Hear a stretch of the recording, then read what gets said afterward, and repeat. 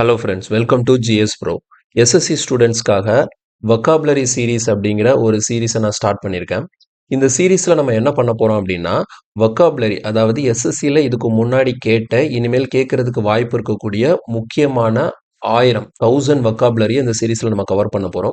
So இதை நம்ம வந்து ஒரு 100 டே சேலஞ்சாக எடுத்துக்க போகிறோம். ஸோ நிறைய பேர் என்ன பண்ணுறாங்கன்னா, இந்த வொக்காபுலரி வந்து என்னால் படிக்க முடியல, எனக்கு ரொம்ப கஷ்டமாக இருக்குது, கன்சிஸ்டண்ட்டாக என்னால் பண்ண முடியல அப்படின்னு சொல்லிட்டு நிறைய பேர் ஃபீல் பண்ணியிருந்தாங்க. அது மட்டும் இல்லாமல் நான் ஒரு 4 நாள் ட்ரை பண்ணுறேன், 5 நாள் ட்ரை பண்ணுறேன், அடுத்து என்னதுன்னா கேப் விழுந்துருது, இதை கண்டினியூ பண்ண முடியல, இதை வந்து என்னால் ரிவைஸ் பண்ணிக்க முடியல, இது எப்படி படிக்கிறதுனே தெரியல, ரொம்பவே கஷ்டமாக இருக்குது, ஒரு நாள் படித்தது இன்னொரு நாள் மறந்து போயிடுது, இதை ஞாபகம் வச்சுக்கிறதுல நிறைய சிக்கல் இருக்குன்னு சொல்லிட்டு நிறைய கம்ப்ளைண்ட் பண்ணியிருந்தாங்க.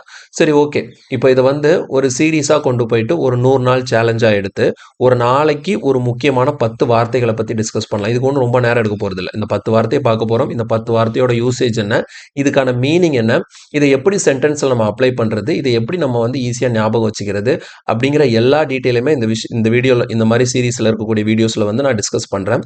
ஸோ நீங்கள் ஃபாலோ பண்ண வேண்டியது என்ன அப்படின்னா, கன்சிஸ்டண்ட்டாக, ஓகேவா? ஸோ நான் வந்து இந்த வீடியோவை டெய்லியும் போடுறதுக்கு நான் ட்ரை பண்ணுறேன், ஓகேங்களா? ஸோ எந்த ஒரு நாளும் கேப் இல்லாமல், ஒருவேளை ஏதாவது ஒரு நாள் தவிர்க்க முடியாத சூழ்நிலை கேப் விழுந்துட்டா கூட அந்த நாளைக்கான வீடியோவை அடுத்த நாள் சேர்த்து 2 வீடியோவாக நான் கொடுக்கறதுக்கு ட்ரை பண்ணுறேன்.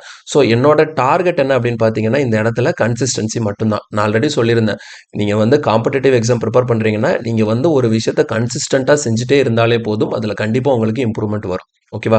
ஸோ கன்சிஸ்டன்சியில் தான் நம்ம ஃபாலோ பண்ணணும். அந்த கன்சிஸ்டன்சியை நம்ம வந்து ஒரு ஹேபிட்டாக மாற்றுறதுக்கு, அது நல்லா டெவலப் பண்ணுறதுக்கு இந்த சீரீஸ் வந்து உங்களுக்கு ஹெல்ப்ஃபுல்லாக இருக்கும், ஓகேங்களா? ஸோ நீங்கள் எஸ்எஸ்சி எக்ஸாம் ப்ரிப்பேர் பண்ணுறீங்கன்னு கூட இல்லை, நீங்கள் பேங்கிங் படித்தாலும் சரி, ஆர்ஆர்பி ஸ்டூடெண்ட்ஸுக்கு வந்து இது யூஸ்ஃபுல்லாக இருக்காது, ஓகேவா? ஸோ எஸ்எஸ்சி, பேங்கிங், அதர் தென் நீங்கள் வந்து வேறு ஏதாவது சென்ட்ரல் கவர்மெண்ட் எக்ஸாம்ஸ், இது எல்லாத்துக்குமே இந்த இங்கிலீஷ் அப்படிங்கிறது ரொம்ப ரொம்ப இம்பார்ட்டண்ட்டான ஒரு சப்ஜெக்டாக இருக்குது.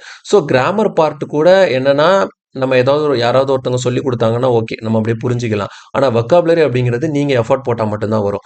உங்களால் எவ்வளோ வார்த்தைகளை, புது புது வார்த்தைகளை, இந்த கஷ்டமான வார்த்தைகளை கற்றுக்க முடியுதோ அந்த அளவுக்கு நீங்கள் வொக்காபுலரியில் ஸ்ட்ராங் ஆவீங்க. அப்போ வொக்காபுலரியில் நீங்கள் ஸ்ட்ராங்காக இருந்தீங்கன்னா, இது ரிலேட்டடாக கேட்கக்கூடிய கொஸ்டின்ஸில் வந்து உங்களால் ஈஸியாக மார்க் ஸ்கோர் பண்ண முடியும்.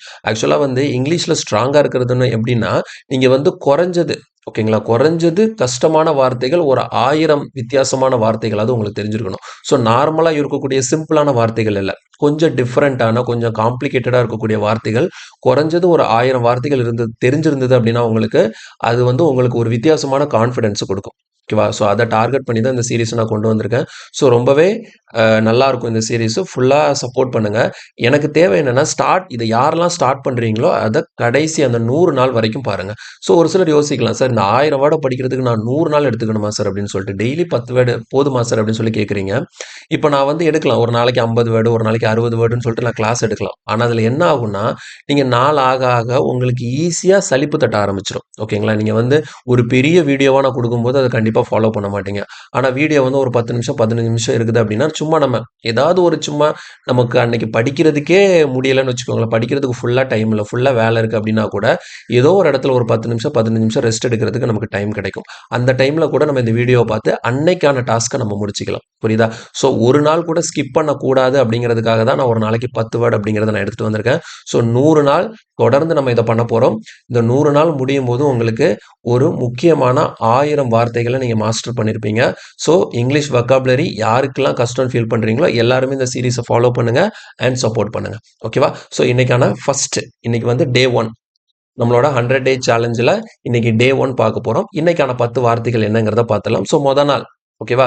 ஸோ நான் கொடுக்கக்கூடிய வார்த்தைகளில் ஒரு சில வார்த்தைகள் உங்களுக்கு தெரிஞ்ச வார்த்தைகளாக கூட இருக்கலாம். ஸோ நோ ப்ராப்ளம், ஓகேங்களா? உங்களால் பார்த்த உடனே ஈஸியாக அதோட அர்த்தத்தை கண்டுபிடிக்க முடியுதுன்னா ரொம்பவே சந்தோஷம். ஸோ ஓகே, புதுசாக இருக்குதுன்னா கண்டிப்பாக அதை பார்த்துக்கோங்க. அதை பார்க்கும்போது நான் என்னென்ன விஷயங்கள் சொல்கிறேங்கிறத அண்டர்ஸ்டாண்ட் பண்ணிக்கோங்க. அப்பப்போ அதை உங்களோட டே டு டே லைஃப்பில் அப்படியே நீங்கள் ஒர்க் அவுட் பண்ணி அதை அப்ளை பண்ணி பார்க்கும்போது இன்னும் கூட அந்த வார்த்தைகள் வந்து உங்களுக்கு தெளிவாக மைண்டில் பதியறதுக்கு வாய்ப்பு நிறைய இருக்குது. ஓகே, சரி, இன்னைக்கான ஃபர்ஸ்ட் வார்த்தைக்கு போயிடலாம்.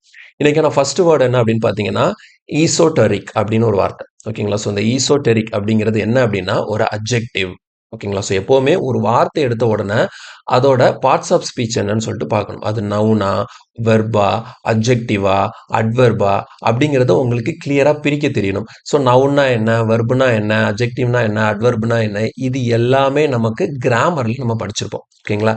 ஸோ நவுன் அப்படிங்கிறது பெயர்ச்சொல், ஓகேங்களா? நவுன் அப்படிங்கிறது பெயர்ச்சொல். இப்போ நான் சிம்பிளாக சொல்லிடுறேன். நவுன்னா என்ன, ஒரு ட்ரீ, ஒரு கார், அப்புறம் இப்போ ஒரு ஒரு பர்சனோட நேம் கூட சொல்லலாம். இப்ப அர்ஜுன் அது ஒரு நவுன் தான். ஓகேங்களா? ஏதாவது ஒரு பொருளோட பெயரோ, ஒரு பர்சனோட பெயரோ, ஏதாவது ஒண்ணு. ஒரு பெயர்ச்சொல் தமிழ்ல வந்து பெயர்ச்சொல்லுன்னு சொல்றோம். ஓகேங்களா? ஸோ இப்ப சேர் இருக்கு, டேபிள் இருக்கு, மூவி அது ஒரு நவுன் தான். ஸோ இது மாரிப்பட்ட விஷயங்கள நம்ம நவுன் அப்படின்னு சொல்றோம். ஓகேவா? ஸோ இந்த அட்ஜெக்டிவ்னா என்ன அப்படின்னு பார்த்தீங்கன்னா, அட்ஜெக்டிவ் வந்து நமக்கு நவுன வந்து டெஸ்கிரைப் பண்ணும். ஓகேங்களா? நவுன வந்து டெஸ்கிரைப் பண்ணும். டெஸ்கிரைப் த ஒரு நவுன வந்து டெஸ்கிரைப் பண்றதுக்கு பேர் தான் என்னது? அட்ஜெக்டிவ். ஓகேவா? இப்போ உதாரணத்துக்கு ட்ரீன்னு இருக்கு. அப்ப ட்ரீய வந்து நம்ம எப்படி சொல்லலாம்? டால் ட்ரீ அப்படின்னு நான் சொல்றேன்னா என்ன அர்த்தம்? ட்ரீங்கிறது இந்த இடத்துல நவுன். அந்த ட்ரீ எப்படி இருக்கு? பெருசா இருக்கு. அப்ப இது வந்து என்னது? அட்ஜெக்டிவ். அப்ப இந்த டால்ங்கிற வார்த்தை என்ன பண்ணுது? அந்த ட்ரீ எப்படி இருக்குங்கிறத டெஸ்கிரைப் பண்ணுது. இப்ப இதே இது வந்து குட் பாய். ஓகேங்களா? குட் பாய். இந்த இடத்துல பாய்ங்கிறது என்னது? நவுனு. குட்டுங்கிறது என்னது? அந்த பாய் எப்படி இருக்காங்கிறத நல்ல பையன் அப்படிங்கிறத அந்த பாய வந்து டெஸ்கிரைப் பண்றது தான் என்னது? அட்ஜெக்டிவ். இப்ப இதுல பாருங்க பிக் பால். பிக் பால்ல இந்த பிக் வந்து என்னவா இருக்கும்? அட்ஜெக்டிவா இருக்கும். இப்போ ஹானஸ்ட் பெர்சன். நான் இங்க குடுக்கக்கூடிய விளக்கங்கள் எல்லாமே ரொம்ப சிம்பிளான விளக்கங்கள் தான். எடுத்த உடனே ரொம்ப காம்ப்ளிகேட்டடா உள்ள குதிச்சு, அந்த மாரிலாம் போனோம்னா, நமக்கு ஒரு இன்ட்ரெஸ்ட்டே இருக்காது படிக்கும்போது. ஓகேவா? ஸோ ஹானஸ்ட் பெர்சன் இருக்கு. அப்ப இந்த இடத்துல பெர்சன் அப்படிங்கிறது நவுனு. அப்ப இந்த இந்த பெர்சன் எப்படி இருக்காரு? ஹானஸ்ட்டா இருக்காரு. அப்போ அவர டெஸ்கிரைப் பண்ணுதா? அவர் எப்படிப்பட்டவர்? எப்படி இருக்கிறாரு? அப்படிங்கிறத டெஸ்கிரைப் பண்ணுது. அதத்தான் நம்ம என்னன்னு சொல்றோம்? அட்ஜெக்டிவ் அப்படின்னு சொல்றோம். புரியுதா? ஸோ அட்ஜெக்டிவ்க்கான சிம்பிள் டெஃபினிஷன் இதுதான். இப்போ இந்த ஈசோடெரிக் அப்படிங்கிற வார்த்தை எடுத்திருக்கோம். இந்த ஈசோடெரிக்க வந்து நம்ம என்னவா தான் யூஸ் பண்ண முடியும்? இது வந்து ஒரு அட்ஜெக்டிவ் தான். ஓகேவா? ஈசோடெரிக் பெர்சன், ஈசோடெரிக் மூவி அந்த மாரி நம்ம இது கூட ஒரு நவுன சேர்த்து சொல்லலாம். ஓகேவா? ஸோ பாருங்க இதுக்கான மீனிங் என்னன்னா, something understood by only a few people. ஓகேங்களா? Something understood by only a few people. அப்படின்னா என்ன அர்த்தம்? ஒரு குறிப்பிட்ட ஒரு சிலரால் மட்டும் புரிஞ்சிக்கக்கூடிய விஷயங்கள தான் நம்ம என்னன்னு சொல்லுவோம்? ஈசோடெரிக் அப்படின்னு சொல்லுவோம். ஓகேங்களா? ஈசோடெரிக் அப்படிங்கிறது எல்லாருக்கும் புரியாது. எல்லாருக்கும் புரியாது. ஒரு குறிப்பிட்ட பீப்பிள்க்கு மட்டும் தான் புரியும். இப்போ உதாரணத்துக்கு, நமக்கு இப்போ நமக்கு வந்து இப்போ ஒரு சிலருக்கு வந்து என்னன்னா, அ வேற ஏதாவது ஸ்டடீஸ் படிச்சிருப்பாங்க. இப்போ மெடிக்கல் ரிலேட்டடா யாராவது ஏதாவது பேசுறாங்கன்னு வச்சுக்கோங்களேன். ஒரு டாக்டர் வந்து ஒரு செமினார் குடுக்குறாங்க. அப்ப அந்த டாக்டர் வந்து செமினார் குடுக்குறாங்கன்னா, அவர் குடுக்குற செமினார்ல அவர் பயன்படுத்தக்கூடிய டெர்ம்ஸ் எல்லாருமே எல்லாருக்கும் புரியாது. அது அந்த ஃபீல்டுல இருக்கிறவங்களுக்கு தான் புரியும். அப்ப அந்த ஃபீல்டுல இல்லாத ஒருத்தர் ஒரு இன்ஜினியர போயிட்டு அந்த செமினார் நம்ம அட்டெண்ட் பண்ண வச்சோம்னு வச்சுக்கோங்களேன், அவருக்கு அந்த செமினார் எப்படித்தான் இருக்கும்? ஈசோடெரிக்கா தான் இருக்கும். புரியுதா உங்களுக்கு? ஸோ அந்த செமினார் வந்து ஒரு குறிப்பிட்ட பீப்பிள் அவர் எடுக்கக்கூடிய இது வந்து அந்த குறிப்பிட்ட அந்த அந்த மெடிக்கல் ரிலேட்டட் ஃபீல்டுல இருக்கிறவங்களால மட்டும் தான் அத அண்டர்ஸ்டாண்ட் பண்ணிக்க முடியுமே தவிர, எல்லாராலயும் அத அண்டர்ஸ்டாண்ட் பண்ணிக்க முடியாது. புரியுதா உங்களுக்கு? ஸோ ஈசோடெரிக் அப்படிங்கிறது எப்படி?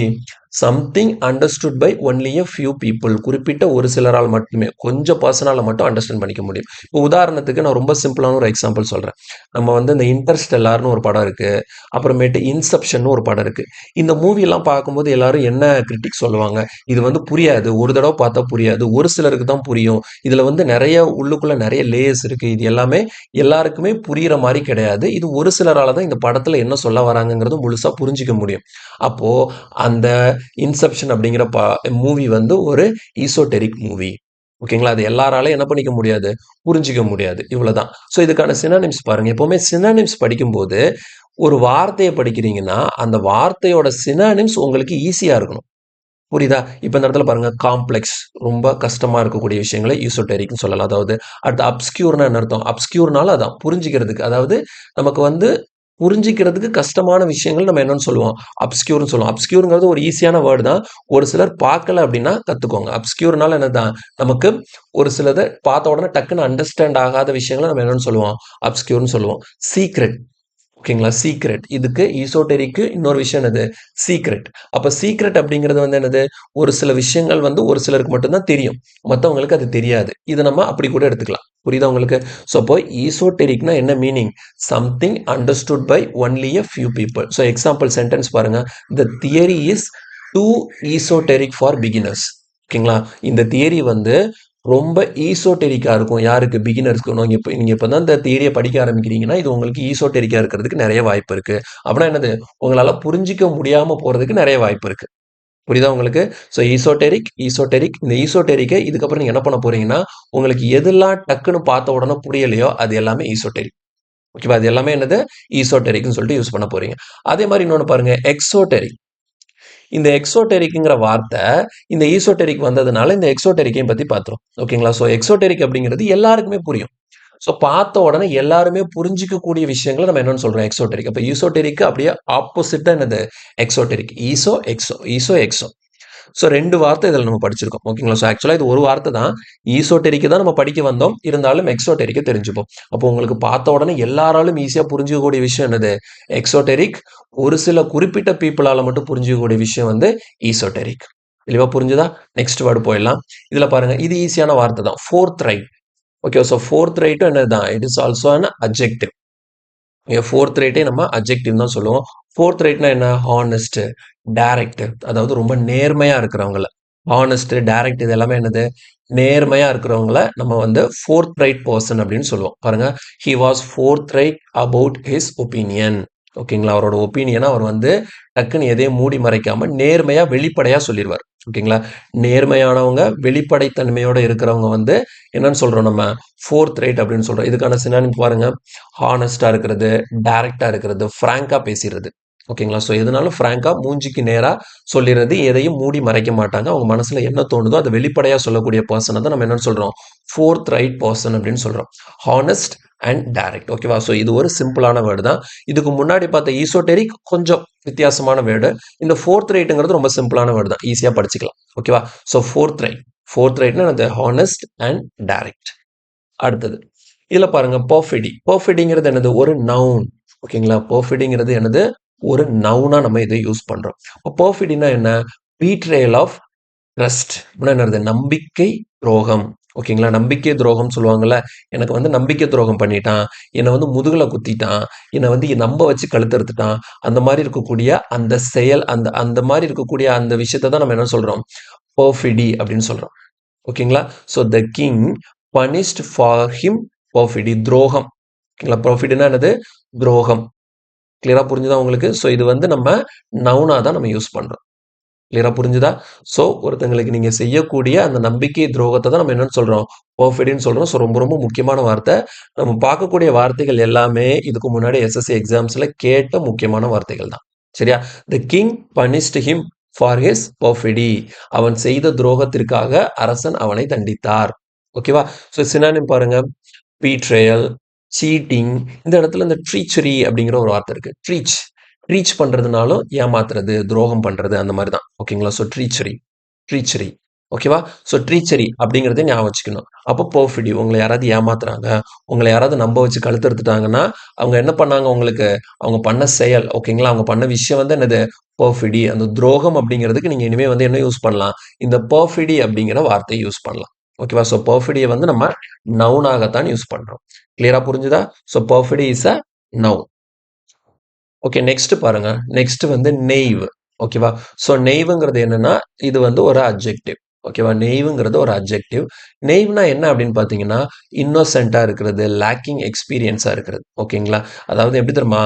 நெய்வ் அப்படிங்கிறது இந்த இடத்துல இன்னசென்ட் அப்படின்னு சொல்றதுக்கான மீனிங் என்ன அப்படின்னா, யார் என்ன சொன்னாலும் அப்படியே நம்பிடுறது. ஓகேங்களா? கண்மூடித்தனமான நம்பிக்கை. ஓகேங்களா? கண்மூடித்தனமா ஒருத்தங்கள நம்புறது. அதத்தான் நம்ம இன்னோசென்ஸ் அப்படின்னு சொல்லுவோம். அவனுக்கு பாரு, அவனுக்கு ஒண்ணுமே தெரிய மாட்டுது. அவனுக்கு யாரு என்ன பண்ணுவாங்க, யார பத்தியும் உலகமே தெரியாம இருக்கிறான். உலகத்துல யாரு நமக்கு எப்பனாலும் யாருனாலும் நமக்கு வந்து ஏதாவது கேடு விளைவிக்க வாய்ப்பு இருக்கு. அது எதுவுமே புரியாம யார் என்ன சொன்னாலும் அப்படியே நம்பிடுறான் அவன். ரொம்ப இன்னோசென்ட்டா இருக்கான். லேக்கிங் எக்ஸ்பீரியன்ஸ்ன்னு நான் சொல்றது வந்து என்னன்னா, இப்ப நம்ம வந்து ஒரு விஷயத்த கத்துக்க போறோம் அப்படின்னா, அந்த கத்துக்க போற விஷயத்துல வந்து நமக்கு இதுவரைக்கும் எந்த அடிப்படை அறிவும் கிடையாது. அப்ப புதுசா போம்போது என்னது? நம்ம ஏமாறுறதுக்கு நெறைய வாய்ப்பு இருக்கு. ஓகேங்களா? இப்போ நீங்க ஒரு பிசினஸ் ஸ்டார்ட் பண்றீங்க. ஒரு எக்ஸ்பீரியன்ஸே இல்லாம நீங்க பிசினஸ் ஸ்டார்ட் பண்ணீங்கன்னு வச்சுக்கோங்களேன். You are a naive businessman. ஓகேங்களா? நீங்க வந்து ஒரு நெய்வ் பிசினஸ் மேன். நெய்வ்னா என்னது? உங்களுக்கு எந்த எக்ஸ்பீரியன்ஸும் இல்ல. நீங்க வந்து கத்துக்குட்டின்னு அர்த்தம். ஓகேவா? அந்த மாரி நம்ம மீனிங் எடுத்துக்கணும். ஓகேவா? ஸோ இன்னோசென்ட், லேக்கிங் எக்ஸ்பீரியன்ஸ் 2மே கரெக்ட் தான். Innocent, lacking. இப்ப இன்னோசென்ட்டா இருக்கக்கூடிய பெர்சன்னா என்ன அர்த்தம்? இன்னோசென்ட்ன்னு யார சொல்றோம்? அவனுக்கு வந்து ரொம்ப வெள்ளந்தியா இருக்கிறான். ஓகேங்களா? அப்படின்னா என்னது? அவனுக்கு மக்கள பத்தி புரிதல் இல்ல. மக்கள்ல எல்லாரும் எப்படி இருப்பாங்க? எல்லாரும் எந்த நேரத்துல அவங்கவங்க வந்து சுயநலத்துக்காக நம்மள ஏமாத்துவாங்க. அது எதுவுமே புரியாம எல்லாரையுமே நம்புறான். அப்ப அந்த எக்ஸ்பீரியன்ஸ் இருந்ததுன்னா, மக்கள பத்தின ஒரு புரிதல், எக்ஸ்பீரியன்ஸ் இருந்ததுன்னா, அவன் யாரையும் நம்ப மாட்டான். ஓகேங்களா? அப்ப யார நம்பணும், யார நம்பக்கூடாது, இது எல்லாமே அவனுக்கு தெரியும். புரிஞ்சுதா உங்களுக்கு? ஸோ அப்ப நெய்வ் அப்படிங்கிறது என்னது? Innocence, lacking experience. ஓகேங்களா? இதுல வந்து சினானிம் பாருங்க, இன்னோசென்ட் குடுத்துருக்காங்க. சிம்பிள் எடுத்துக்கலாம். இன்எக்ஸ்பீரியன்ஸ்டு எடுத்துக்கலாம். ஸோ, நமக்கு வந்து அந்த வார்த்தைக்கான அர்த்தத்த ஞாபகம் வச்சுக்கிட்டா போதும். சிம்பிளான சினானிம்ஸ் எடுத்துக்கணும். இன்னோசென்ட், சிம்பிள், இன்எக்ஸ்பீரியன்ட் இதெல்லாம் எடுத்துக்கலாம். She was naive to trust him blindly. ஓகேங்களா? அவன வந்து ரொம்ப கண்மூடித்தனமா நம்புறா. ஓகேங்களா? அதனால அவள வந்து ஒரு நெய்வ் அப்படின்னு சொல்றாங்க. நான் அவள வந்து ஏன் நெய்வ்ன்னு சொல்றேன்னா, அவ வந்து அவன கண்மூடித்தனமா நம்புறா அப்படின்னு சொல்லிட்டு. ஓகேங்களா? ஸோ நெய்வ் அப்படிங்கிறது இன்னோசென்ட், லேக்கிங் எக்ஸ்பீரியன்ஸ். ரொம்ப ரொம்ப முக்கியமான வார்த்தை நெய்வ். அடுத்தது பாப்பர். ஸோ பாப்பர்ங்கிறது ரொம்ப ஈஸியான வார்த்தை தான். பாப்பர்ங்கிறது என்னது? நவுனு. பாப்பர்ங்கிறது எதுக்கு யூஸ் பண்ணுவோம்னா, வெரி புவர் பெர்சன். ஓகேங்களா? ரொம்ப இந்த இதுல வந்து பாருங்க புவர், பெக்கர், இந்த டெஸ்டிடியூட்னு இருக்குல்ல, டெஸ்டிடியூட். இந்த டெஸ்டிடியூட் அப்படிங்கிறது இதை வந்து எப்படி ப்ரொனவுன்ஸ் பண்ணணுங்கிறது சிலவங்க டெஸ்டிடியூட் அப்படிம்பாங்க. நான் வந்து இதை அந்த ஸ்பெல்லிங்காக இதை நான் எப்படி படிப்பேன்னா டெஸ்டிடியூட் அப்படின்னு சொல்லி படிப்பேன். அப்போ தான் நான் ஸ்பெல்லிங் தப்பு இல்லாமல் பார்ப்பேன். ஓகேவா? ஸோ டெஸ்டிடியூட் அப்படிங்கிறது இந்த poor beggar destitute the rich man become a pauper overnight. அந்த பணக்காரன் ஒரே நாளில் என்ன ஆயிட்டான், அப்படியே தெருவுக்கு வந்துட்டான் அப்படின்னு சொல்லுவோம்ல. So very poor person. ஓகேங்களா? Beggar, poor, destitute. டெஸ்டிடியூட்னாலும் வெரி புவர் பர்சன். அவங்க கிட்ட பணம் எதுவும் இருக்காது, வீடு இருக்காது, எதுவும் இருக்காது. ரோட்ல தான் வாழுவாங்க. அன்னன்னைக்கு மற்றவங்க கிட்ட அந்த பிச்சை எடுத்து தான் அவங்களோட வாழ்க்கையை நடத்துவாங்க. அந்த மாதிரி இருக்கக்கூடிய பர்சன்ஸ் தான் நம்ம என்னன்னு சொல்றோம், பாப்பர் அப்படின்னு சொல்றோம். So pauper is a noun. ஓகேவா? ஸோ இனிமேல் வந்து நீங்க வந்து யாராவது ரொம்ப பெக்கர், புவர் அந்த மாதிரி இருக்கிறவங்களுக்கு வந்து நீங்க அந்த பாப்பர் அப்படிங்கிற வார்த்தையை நீங்க யூஸ் பண்ணுங்க. இதை நீங்க லைஃப்ல யூஸ் பண்ணும்போது தான் இந்த வார்த்தை வந்து உங்களுக்கு ஃபெமிலியர் ஆகும். கிளியரா? Next ornithologist. ஸோ இது ரொம்ப சிம்பிளான ஒரு வார்த்தை தான். ஓகேங்களா? இது வந்து அடிக்கடி நம்ம படிச்சிருப்போம். ஆர்னித்தாலஜிஸ்ட் அப்படிங்கிறது ஒரு நவுனு. இதுல வந்து முக்கியமான கீவேர்டுங்கிறது இந்த பேர்டு தான். A person who studies bird. ஓகேங்களா? பறவைகளை பத்தி படிக்கக்கூடியவர் தான். இந்த படிக்கக்கூடியவங்களை தான் நம்ம என்னன்னு சொல்றோம், ஆர்னித்தாலஜிஸ்ட் அப்படின்னு சொல்றோம். அப்ப அந்த பறவைகளை பத்தி படிக்கக்கூடிய படிப்புக்கு பேர் என்ன? ஆர்னித்தாலஜி. அப்போ ஆர்னித்தாலஜினா அந்த பேர்ட்ஸை பத்தி படிக்கக்கூடிய அந்த படிப்பு, ஸ்டடி. ஸ்டடி அபவுட் பேர்ட்ஸ் அப்படின்னு வச்சுக்கலாம். இங்க வந்து என்னது, ஆர்னித்தாலஜிஸ்ட் அப்படின்னா அந்த பறவைகளை பத்தி படிக்கக்கூடிய பர்சன் நம்ம என்னன்னு சொல்றோம், ஆர்னித்தாலஜிஸ்ட் அப்படின்னு சொல்றோம். Bird expert, bird scientist. So இது சிம்பிளான வார்த்தை தான். இந்த ஆர்னித்தோ இதை ஞாபகம் வச்சுக்கோங்க. ஆர்னித்தோனா என்னது, பேர்டு. ஆர்னித்தோனா பேர்டு. ஓகேவா? ஸோ ஆர்னித்தாலஜி, ஆர்னித்தாலஜிஸ்ட் ரெண்டுமே நம்ம பேர்டை வச்சு தான் கனெக்ட் பண்ணி எடுக்கணும். அடுத்து பாருங்க டிர்ஜ். ஓகேவா? ஸோ டிர்ஜுங்கிறது என்னன்னா நவுன். இது வந்து a sad song for the dead. ஓகேங்களா? இந்த கிறிஸ்டியன் இதில் வந்து ஓகேங்களா? ஸோ இந்த கிறிஸ்டியன் ரிலீஜியனில் வந்து என்ன பண்ணுவாங்கன்னா, இந்த இறந்ததுக்கு அப்புறம் அவங்கள வந்து நம்ம அடக்கம் பண்ணுறதுக்கு முன்னாடி அவங்களுக்காக ஒரு சோகமான ஒரு பாட்டு படிக்கிறாங்க. ஓகேங்களா? ஸோ இறந்தவங்களுக்காக பாடப்படக்கூடிய அந்த வருத்தமான பாடல் தான் என்னது, டிர்ஜ். ஓகேவா? டிர்ஜ். இந்த டிர்ஜ்னா பாருங்க சினோனிம், சிம்பிளான சினோனிம் என்ன, இது வந்து ஃபியூனரல் சாங். ஓகேவா? Funeral song. ஓகேங்களா? அதே மாதிரி லேமெண்ட் ஒரு முக்கியமான வார்த்தை. இந்த லேமெண்ட்னாலும் டிர்ஜ்னாலும் ஒன்று தான். ஓகேங்களா? லேமெண்ட்னாலும் என்னதான், a sad song for the dead தான். அப்போ டிர்ஜ், லேமெண்ட் ரெண்டுமே சேம் தான். Dirge, lament. ஓகேவா? Dirge, lament. இப்போ இந்த மாதிரி வார்த்தைகள்லாம் எனக்கு மறந்துடுது சார், நான் என்ன பண்றது? இப்போ இன்னைக்கு 10 வார்த்தை படிச்சாச்சு. 10 வார்த்தை படிச்சதுல இந்த 10 வார்த்தையில ஒரு 4 வார்த்தை ஈஸியா இருக்கும். 6 வார்த்தை கஷ்டமா இருக்கும். அந்த கஷ்டமான 6 வார்த்தைய திரும்ப திரும்ப திரும்ப ஏதாவது ஒரு விஷயத்தோட கனெக்ட் பண்ணி பார்க்கணும். இப்போ நமக்கு வந்து இப்போ உலகத்துல வந்து மனுஷனா பிறக்கிற எல்லாரும் இறக்க தான் செய்வாங்க. அப்போ உங்களுக்கு ரீசெண்டா யாராவது நம்ம ஃபேமிலிலயோ, ரிலேஷன்லயோ, இல்லைன்னா நம்மளை சுத்தி இருக்கக்கூடிய வீட்லயோ யாராவது இறந்தாங்க அப்படின்னா, அவங்களோட இந்த டிர்ஜி, லேமெண்ட்ங்கிற வார்த்தையை கனெக்ட் பண்ணி வச்சுக்கோங்க.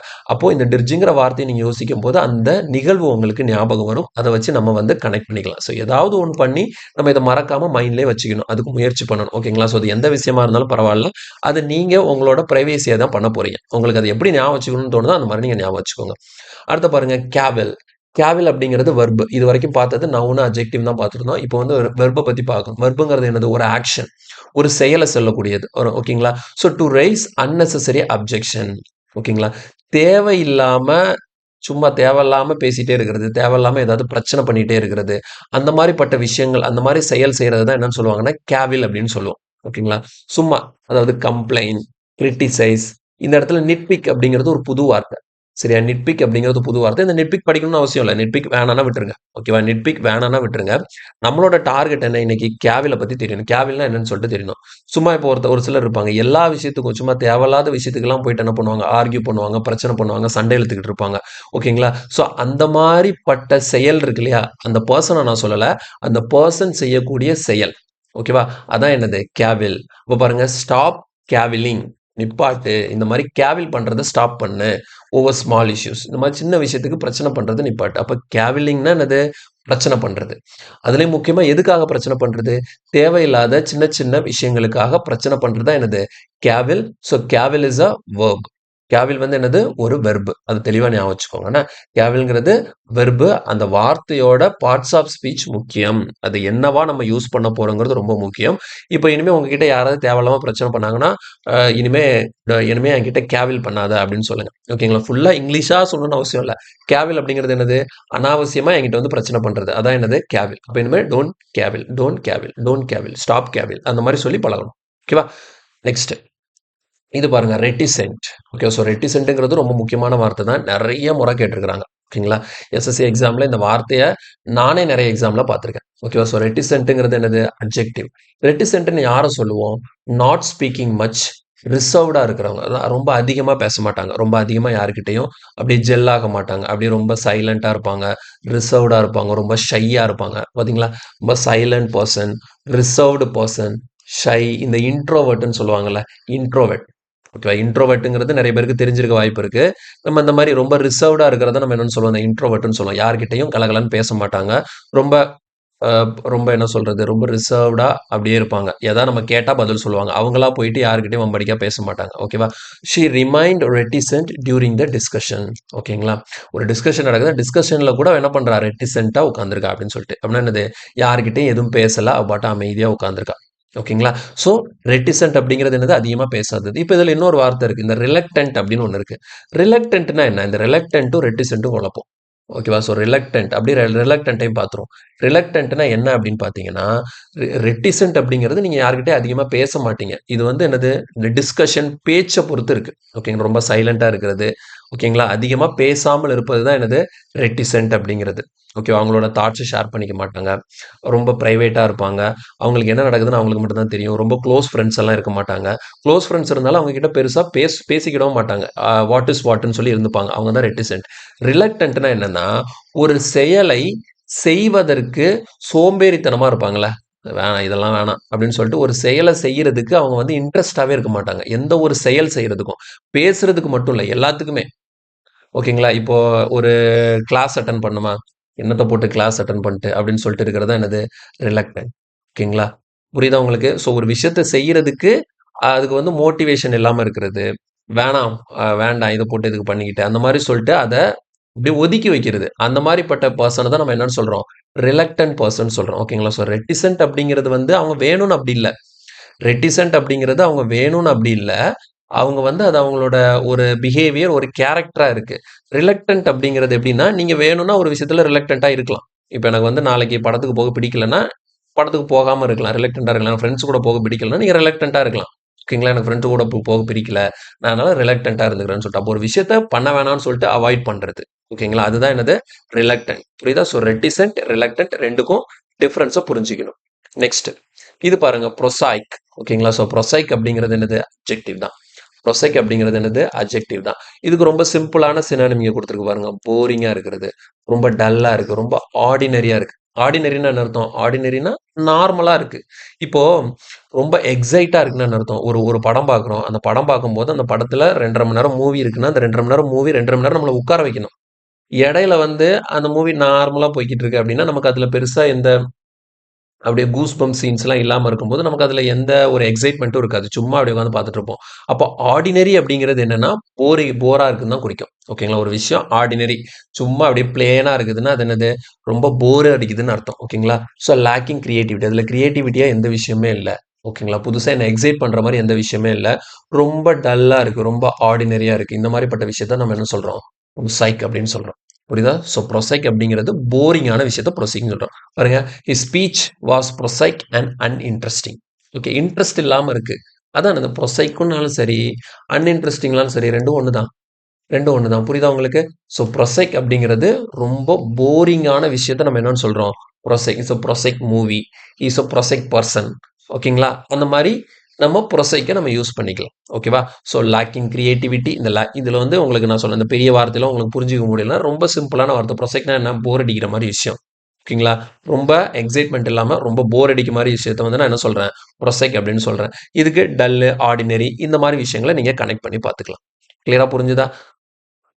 Okay, okay. இதோட நமக்கு இன்னைக்கான 10 வார்த்தைகள் முடிச்சாச்சு. ஸோ ரொம்ப ரொம்ப முக்கியமான வார்த்தைகள் எல்லாமே பார்த்துருக்கோம். எல்லாமே உங்களுக்கு தெளிவா புரிஞ்சிருக்கும் நம்புறேன். ஸோ இது ஃபர்ஸ்ட் வீடியோனால கொஞ்சம் லென்த்தியா இருக்கும்.